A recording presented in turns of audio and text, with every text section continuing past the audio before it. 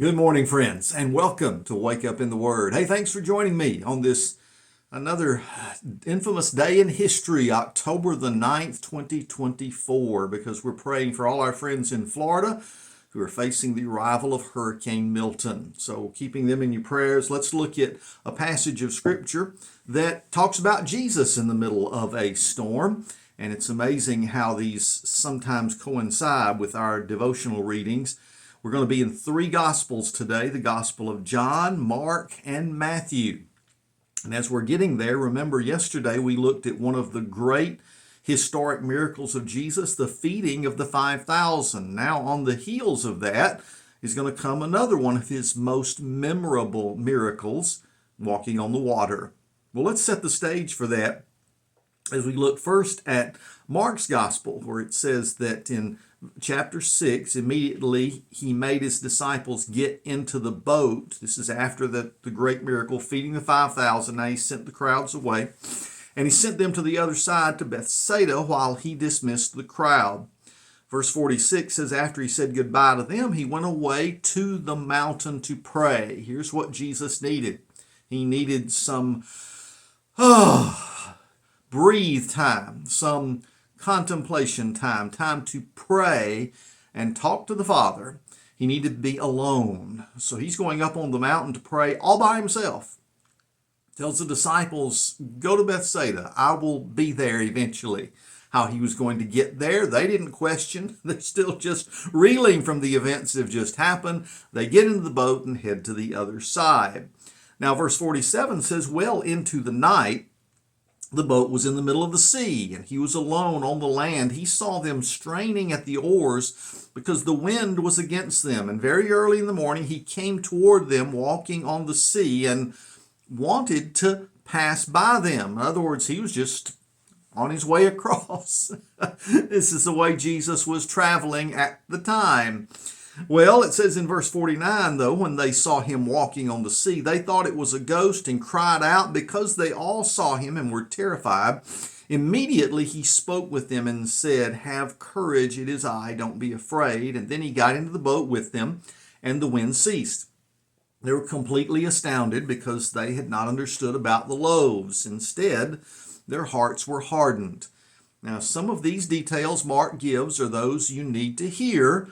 They aren't included in the other two accounts we're going to read. That's why I'm reading all three this morning.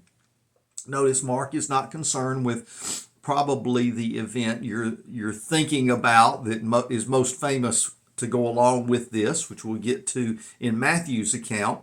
But notice he shares some things that are very important details that we need to know.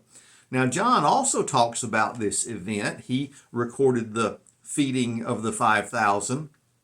And he gives us some details we need to understand about why Jesus needed to get away from the crowds. We're back in John chapter 6, verse 14, and it says, when the people saw the sign, that is the sign of the feeding of the 5,000 that he had done, they said, this is truly the prophet who has come into the world. Therefore, when Jesus realized they were about to come and take him by force to make him king, he withdrew again to the mountain by himself. So there's another motivation. Jesus needed to get alone and pray, but he also needed to get away from the crowds. They were ready to install him as Messiah, king, in light of what David had been. Messiah is supposed to be the son of David, and they thought, oh, this is the one that's going to kick the Romans out. That's not why Jesus came. He had to get away from them before they tried to take him down to Jerusalem and have a coup.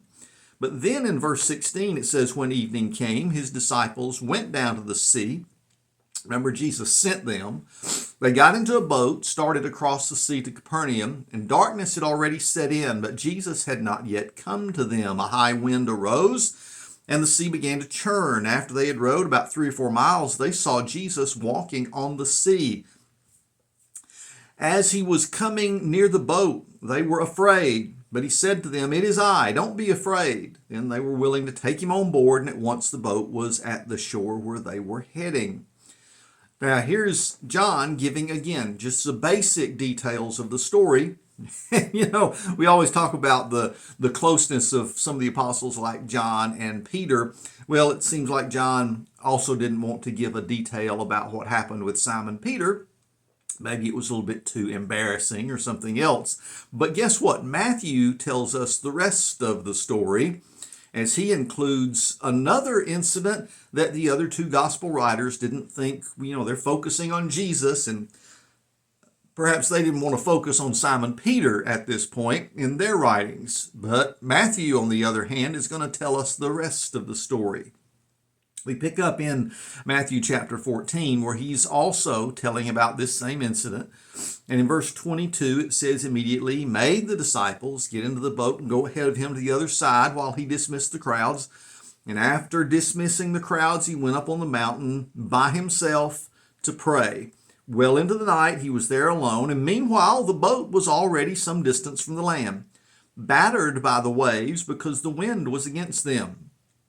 Jesus came toward them walking on the sea very early in the morning. When the disciples saw him walking on the sea, they were terrified. "It's a ghost," they said, and they cried out in fear.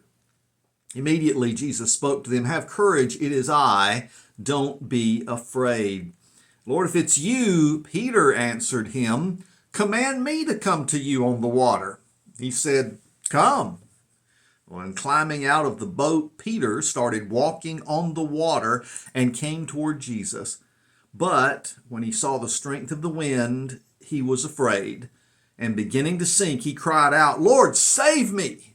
And immediately Jesus reached out his hand, caught hold of him, and said to him, "You of little faith, why did you doubt?" When they got into the boat, the wind ceased.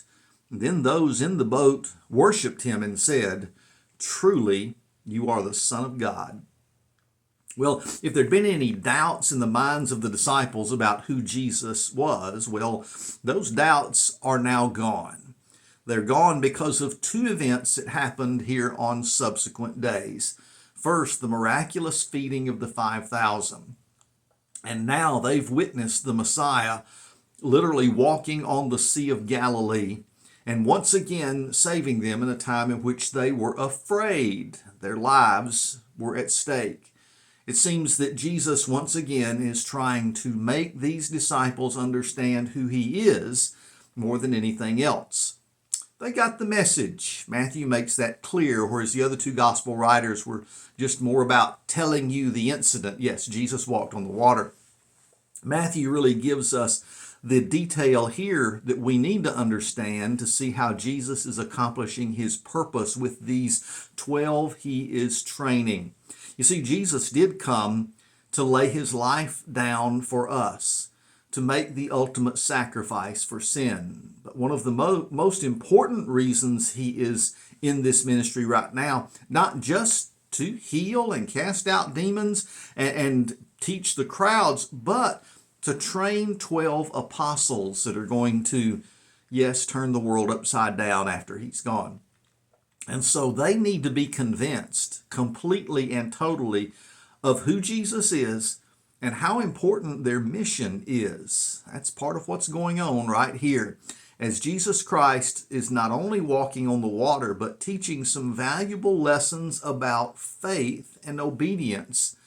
Peter's lesson here was quite powerful. Now, please, let's don't criticize Peter for losing his faith while he's walking on the water. Peter was the only one willing to get out of the boat. Okay, he was the one willing to come to Jesus to take the challenge. Hey, he did make it part of the way, and he did react the right way when he needed Jesus. "Lord, save me." Short prayer, but it worked, didn't it? Oh, friends, listen. We need to be ready to do something that Peter did when it comes to our faith and our ability to serve, our willingness to serve. Some of us just need to get out of the boat. Some of us just need to be willing to say, "Lord, what do you want me to do? To come to you, to make a difference." And sometimes that's the challenge to do something we know we cannot do in our own strength and abilities. We can only accomplish it when we trust in Jesus. I think that's the lesson today as we've seen Jesus walking on the water. Well, God bless you. Thanks for spending some time with me this morning. Keep not only the victims of Hurricane Helene in your prayers that we're working with every day up here, but tell you what, be much in prayer for our friends in Florida. It's going to be a long week. God bless you. You have a great day in the Lord, and I'll see you right here tomorrow when we wake up in His Word.